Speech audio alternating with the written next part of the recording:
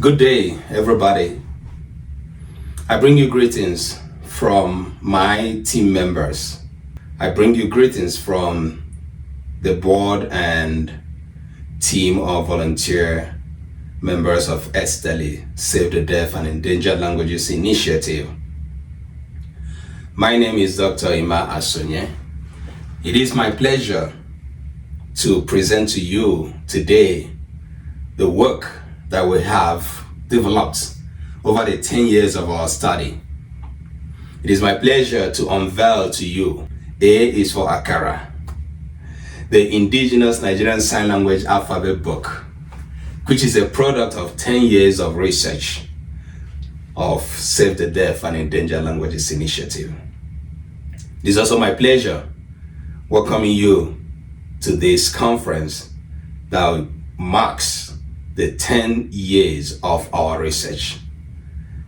You're welcome. The book that we produced is a milestone product of S-DELI 10 years research in Nigeria. And that is particularly in the Nigerian deaf community. And I take the pleasure of dedicating this book to all native signers in Africa at large, not just in Nigeria. To those who sign in their locally developed sign languages, and to those whose primary means of communication is their indigenous signing system. I acknowledge that this work was done out of a very dogged effort, and that wouldn't have been successful without the help of the God Almighty that we all serve. I want to thank my wife and my children. My wife is Asonye, who started this journey with me 10 years ago, as we set up on a very uncharted course of studying the deaf community in Nigeria. Thank you for all the support. And I want to thank all my children, Chibikem, Chidire, Chidiogo, Chimemezuo, and Chinyeramogo. I want to thank all the board members of S-DELI. I want to thank particularly Professor Chinyere Okaga, in whose office the idea of starting S-DELI began. She was the one that gave me the courage to take the first leap. And today, we count 10 years, and she's still with us. Thank you to Reverend Simeon Afolabi of the First Love Assembly for the early supports that you gave to this work. My friend and sister, Dr. Mary Edward Amaka, thank you for leading the first documentation project of the school sign language. You've been great in the work relationship that we've developed over time. Thank you. I want to thank the documentation crew of 2018 who did the first documentation of indigenous sign language. Anyefon Aban, Ben Okon, Blessing Ini, Comfort Anoma, Isamo Anoma, Samuel Henshaw, Success Ohebulem, and Valentine Ephraim. Thank you. And also thank you to the Mogajingari deaf community. I want to thank My Hero Is You team of language consultants, whose dedication to the development of indigenous Nigerian sign language has led to what we have today. Festus Zenda, Joshua Gianzi, that we call Governor, Ifeanyi Omar, David Paul Essien, Lovina Edem, and Maurice Henshaw. Thank you all. You guys have been so awesome. And to the team that worked to put this work together, that was led by our one and only Dr. Anyefon Aban Daniels.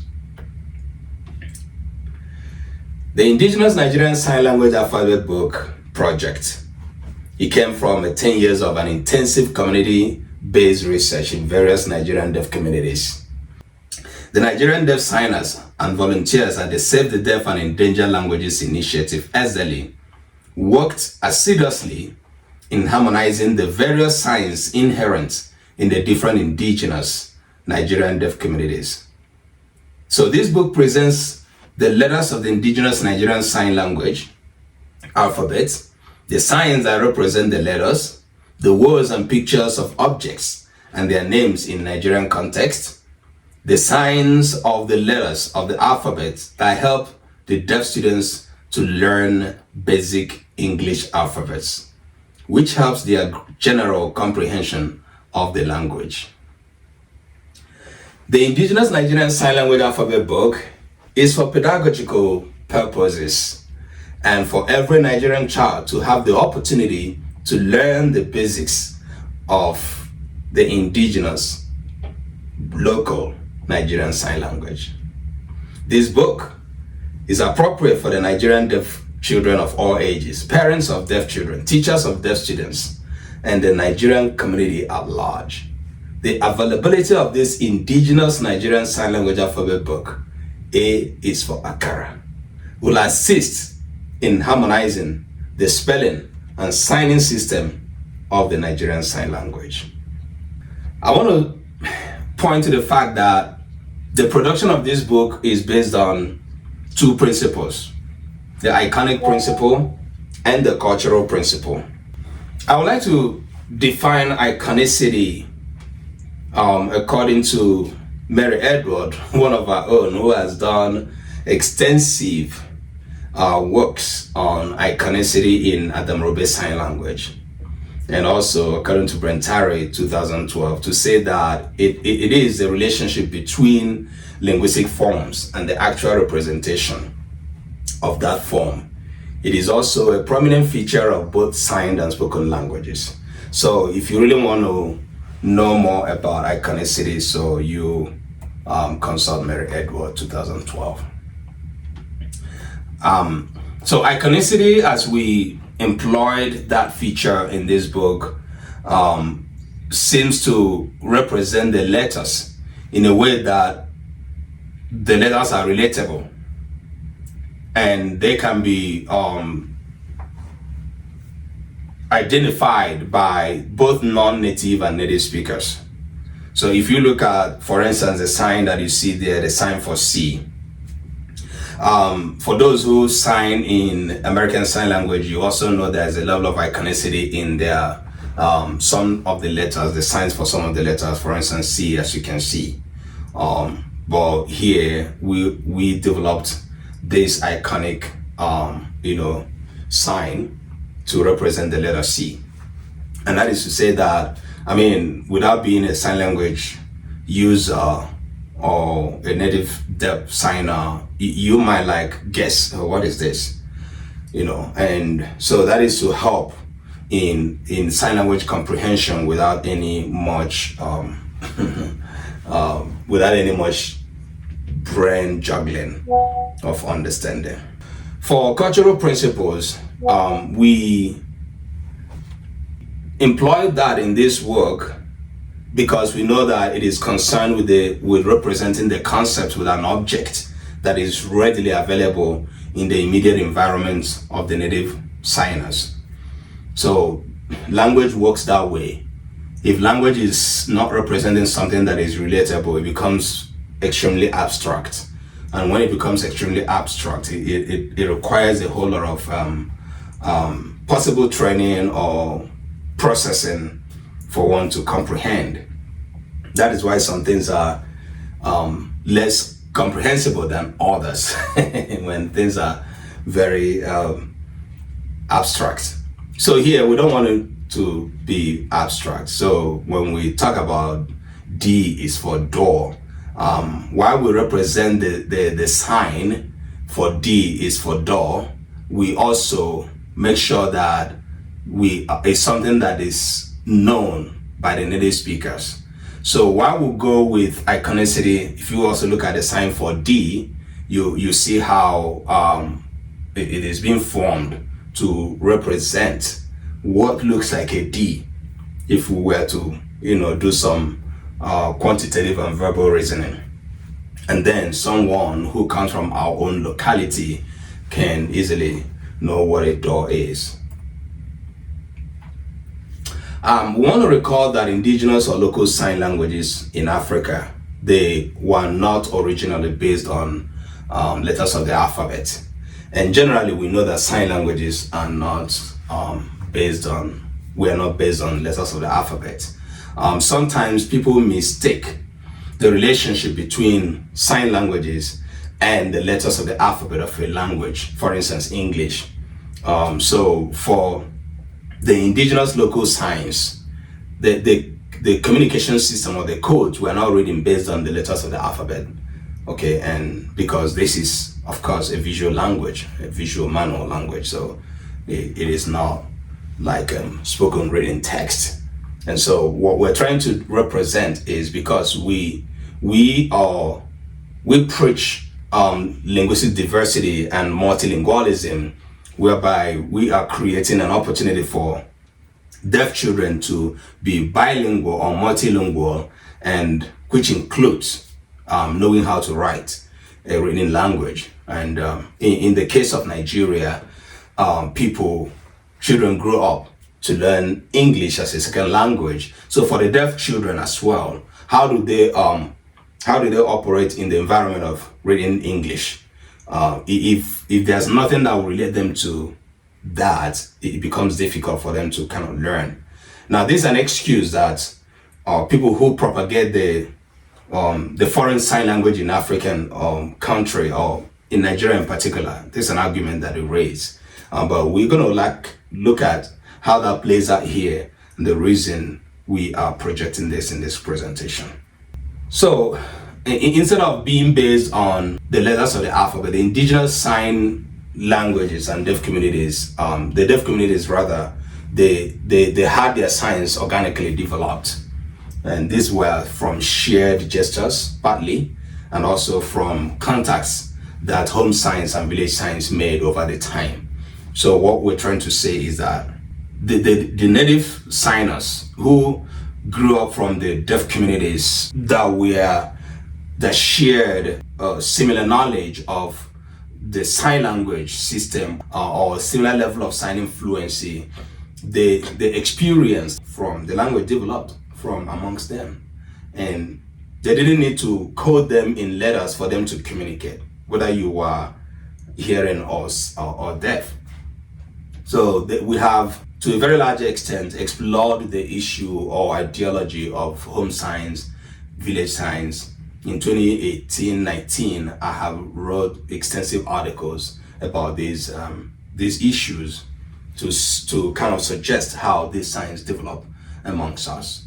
And so, because these organically develop and that they were not coded, so that is why people have kind of argued, oh, how is it that you are studying a language that is not even written down? Some kind of misconception. So as much as we are producing this book today to show what we've been doing for the past 10 years, we needed to make sure that we bring back this idea that sign languages are not judged, especially indigenous sign language, are not judged whether they had a developed letters of the alphabet or not. It's not part of what they're known for. We have also quoted and explored the idea of Miles 2004. Miles is one of those scholars that have opened our eyes to know what took place in the deaf communities and concerning our indigenous sign languages ever before the invention and intervention of the foreign sign languages into African countries. And Miles let us know that our deaf communities, which were somewhat infused with the hearing communities, had used well-developed sign languages to communicate as far back as the 15th centuries. This argument stands out. Of course, we know that for those of us that grew up in Africa, a whole lot of colonialism changed a whole lot of things. Yeah, so Miles, if you read his works, you find out that he extensively discussed the issue of the sign language systems that were developed in Africa before the emergence of colonialism that, of course, eroded some signing cultures that existed, and that seems to, till today, make us believe that sign language is a gift that came to us through colonialism. So we have as well argued in some of our works, that the impact of the introduction of foreign sign languages into Africa is the primary reason African sign languages, have become understudied and underdeveloped till today. And so to the extent that people who are supposed to embrace our studies, the ideology of developing our local sign languages for communication and expression of thoughts, are the people who unfortunately kick against it, because it seems that the stereotype has clicked and has gotten so deep into the consciousness of the language users to suggest that, there's no other sign language. Even till today, even in this conference, some deaf people that we met in our studies do not understand the concepts of developing our local sign languages, and they question why should you talk about indigenous sign languages that are past in the so as much ignorant as that sounds, it is people who work in the deaf community believe sign language interpreters who propagate A is for apple.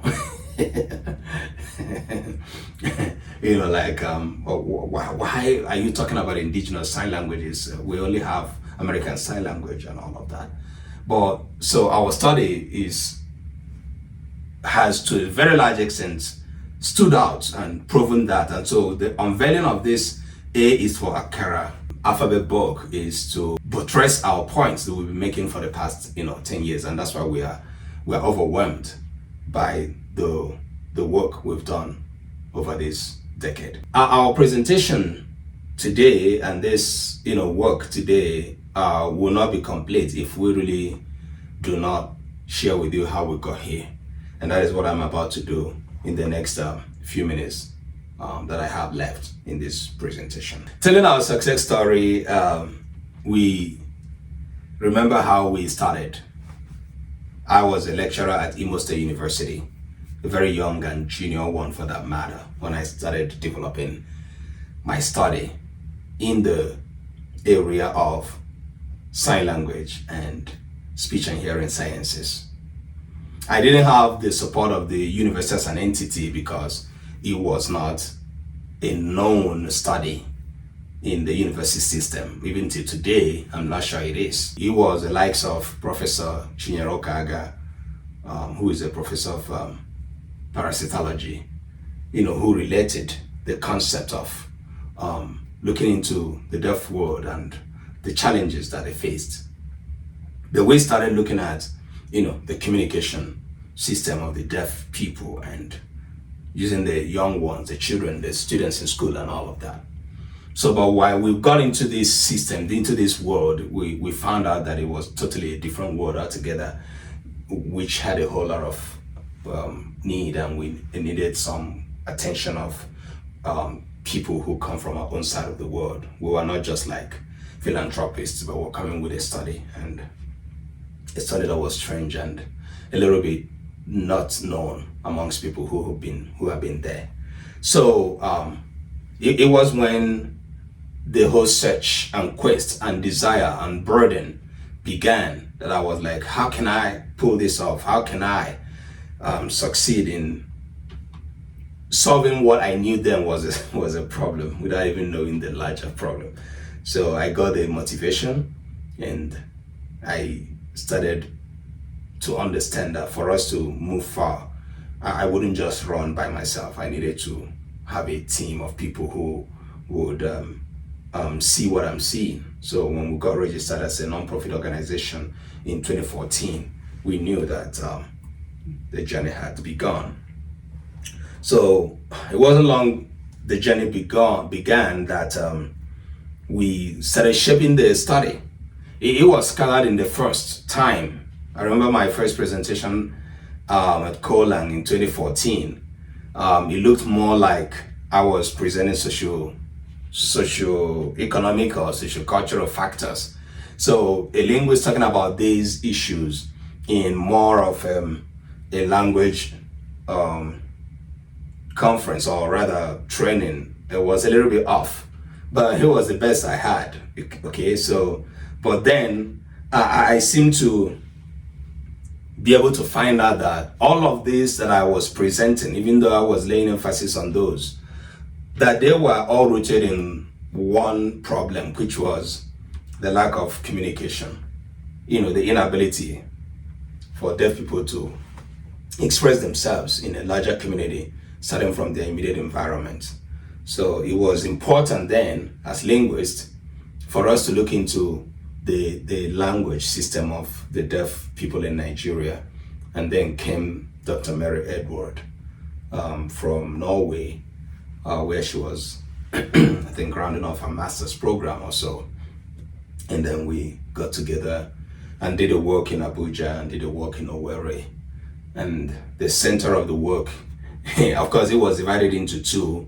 I was manning the socio-cultural and socio-economic impact of lack of communication, whatever the students were facing, the lack of government presence, and speaking to teachers, parents, and all of that, while Dr. Mary Edwards was keeping herself busy documenting the sign language system with the students then. So, and it was after that we really got into a huge study of looking at what is going on in our schools in Nigeria.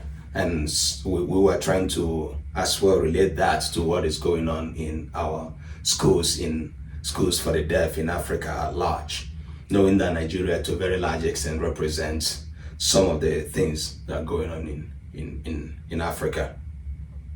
So 2 years after we've done this, and we also took some studies. I have shared some of these before.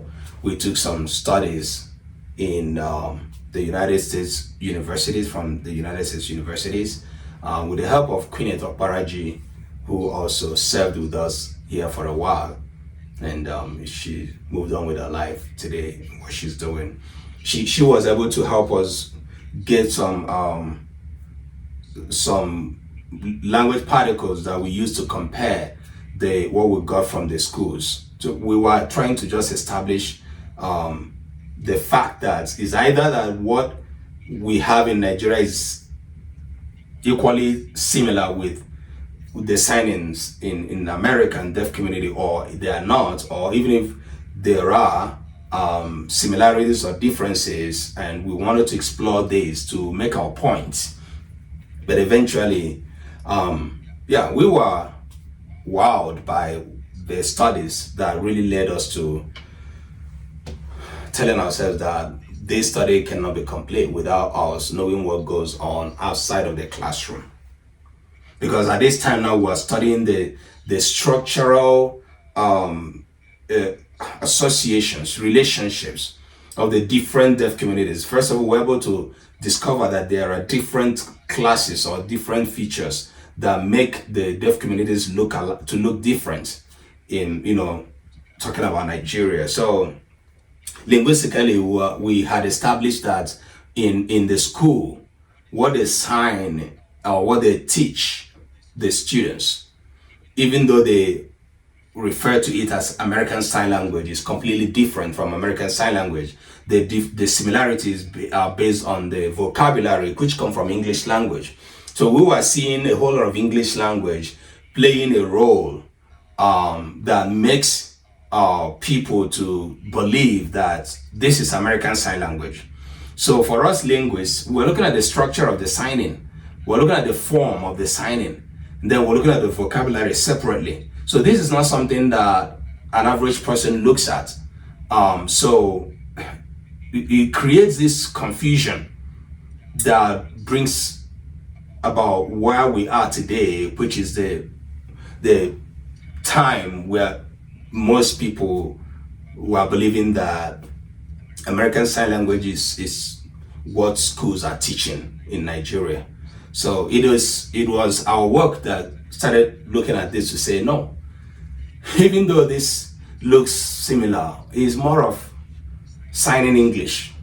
So when you are signing a spoken language, it's like you are interpreting that language or translating that language into another form, from spoken to signing or to signed. So the quest to have something different continued to rise amongst us, and we started looking for a way to, get something that looks different, or if possible, at least confirm that what we have in the schools is the same with what we have outside of the schools.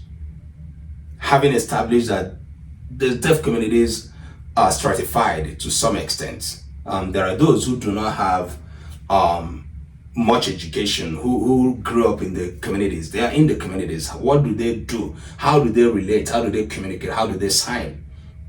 As opposed to a child that was either born hearing and became deaf, or was born deaf and was introduced in school late, when after they had passed the age of language acquisition, because parents could not accept the fact that they were deaf, and at the end of the day they had to accept it and, okay, all right, reluctantly go to deaf school.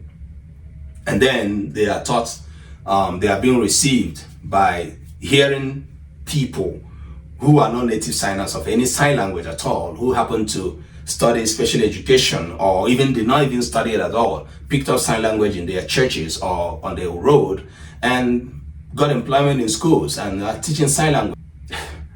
Don't take me there, because that is huge. That's almost like a journey of no return when you go there. We have tried to go there again and again. What we get is more of boom, boom, boom. So we're careful when we go there. But these are maladies, if I'm gonna borrow some of my French language. So these are things that are not going right in the society, that are impacting on the linguistic development and vis-a-vis cognitive development of an average deaf child that is born in Nigeria. So fortunately, in 2018, we were able to have a contact, thanks to the Anoma family, Isamo Anoma and Comfort Anoma, who helped us to establish a relationship with a deaf community that is localized in Kaduna South. And then in 2018, we had this crowdfunding, and that helped us to go there, and we had a documentation of something that became wow for us. And in another way, you could say, Eureka, I said it. I knew it. I knew there was something different. I knew that this is completely going to be different. It was different in a unique way for us, because when we came back and started looking at the structure and the form and everything, we found out that these people are dealing with something you could say is, according to Mars, well developed.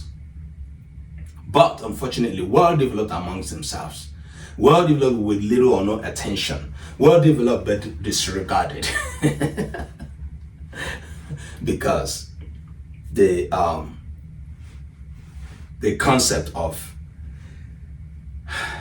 American Sign Language in the head of a deaf teacher, deaf school, deaf signer, and everything seems to overshadow what is there, that is coming from what has been there ever before the introduction of the American Sign Language so far in Nigeria.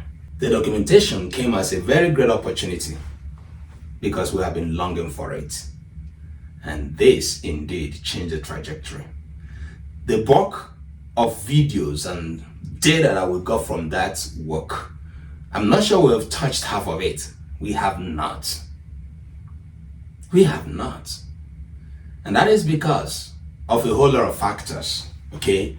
But we have a very rich corpus of data concerning the sign language system of the Nigerian native deaf communities.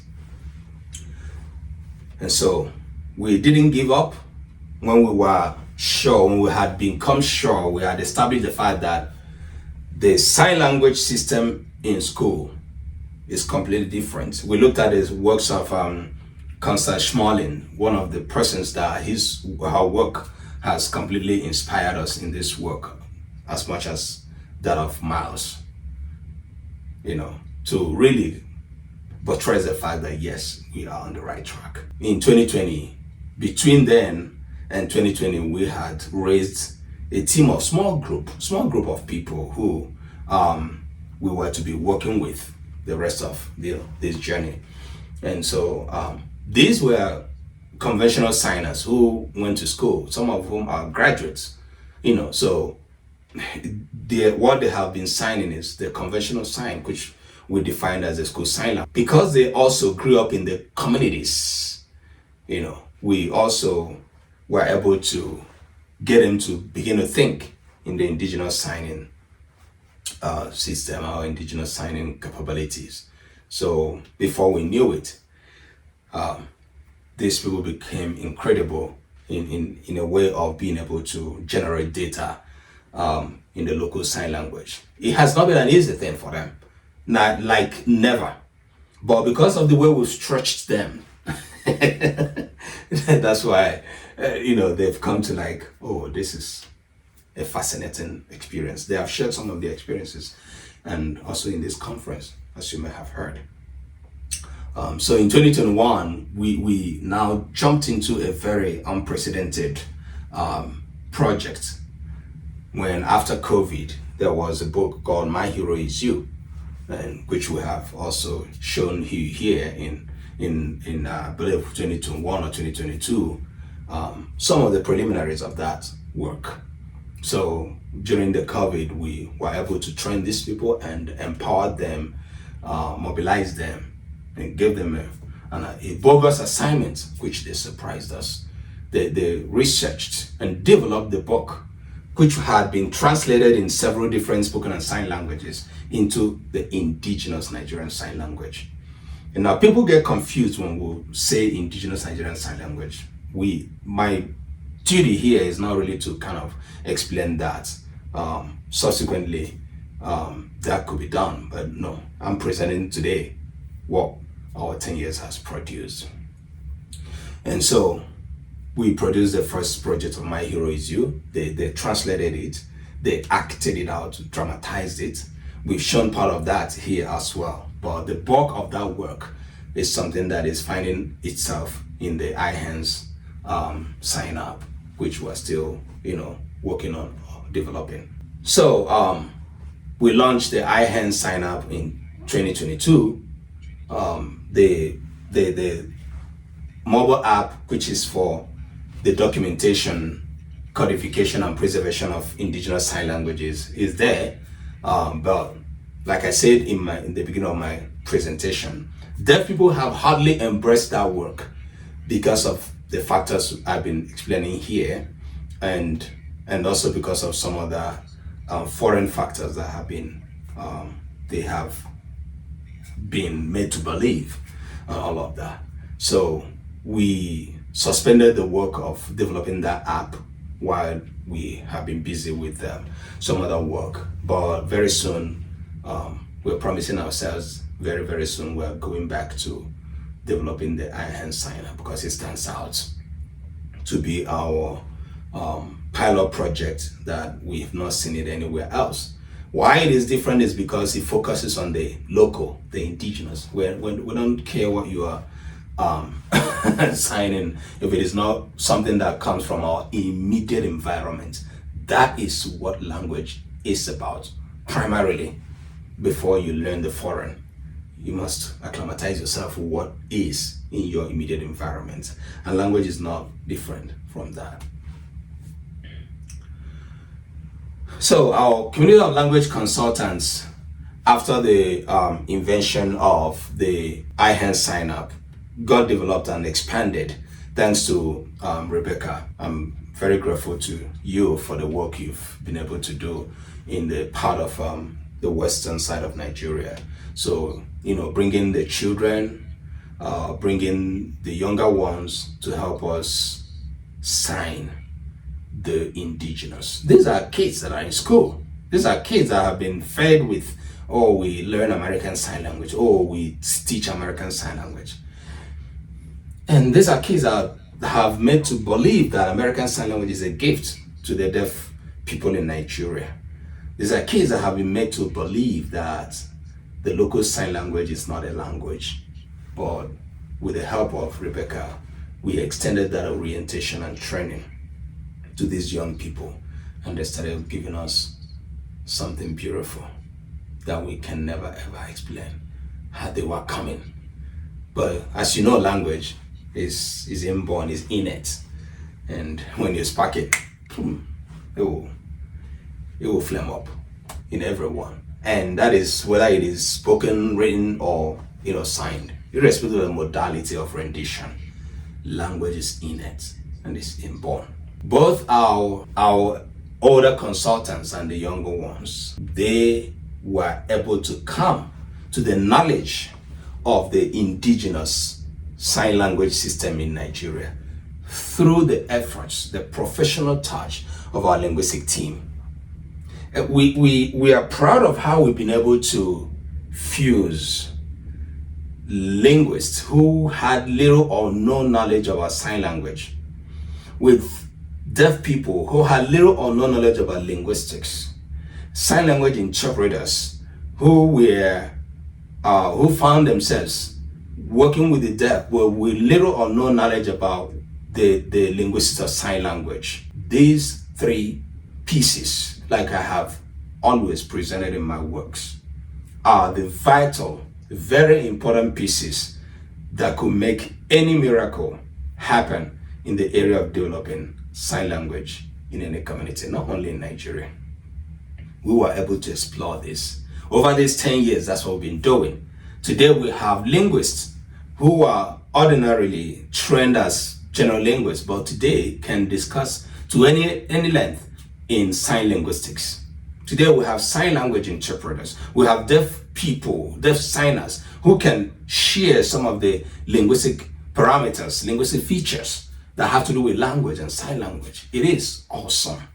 And that is what we're proud to present to you today as we unveil A is for Akara, the Indigenous Nigerian Sign Language alphabet books. That we can never overlook or neglect. The peace that the linguists bring to this whole work is amazing. So it works like the Nicaraguan birth of a new language. And before we knew it, we started thinking in the area of the alphabet book. If we can generate enough sign language in the local to represent the thoughts of the deaf signers, to be able to engage in discourses that can stand the test of any environment or situation, why can't we? And that's what we came up with. Why can't we? Why can't we represent our thoughts in a coded form, in coded letters? Why can't we begin to look at the area that has been neglected or people have been afraid of? I remember when one lady wanted to do a work in the Indigenous Sign Language system, and she studied a PhD and reached out to us, wanted our help, and I said, okay, for one, I'm going to be able to assist you like I have always done, but so long as it's going to be documented in your work that I am giving you under S-DELI an assistance for your work to go. We have always wanted to see people who are going to take on this sort of Indigenous Sign Language to any level, PhD, masters, and we're willing to assist you, to back you up. But along the line, boom, the political thing happened as it usually happens, and the deaf NAD, Nigerian National Association of the Deaf People, came in, and the whole story changed. But one thing I wanted to bring out there is that one of the questions that she was asked rather was, so how can you be studying a language that has not even been curated, a language that has not been documented or written down, that has not been accepted yet, and the language that has no alphabets?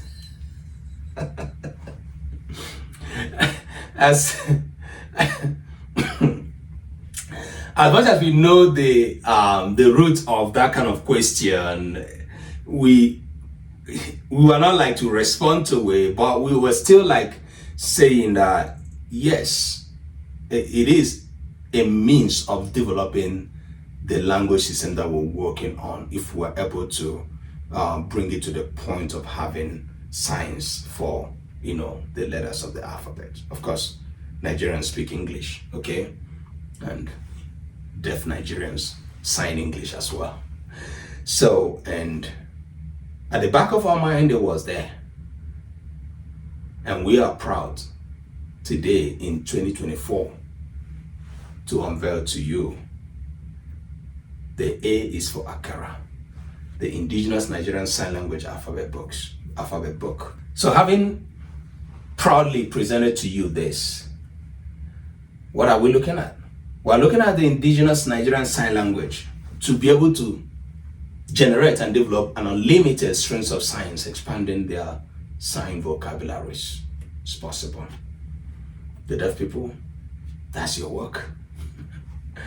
We are looking at the possibility of the adoption of the book A is for Akara in the schools for the deaf, in the deaf education system, anywhere, everywhere, in families.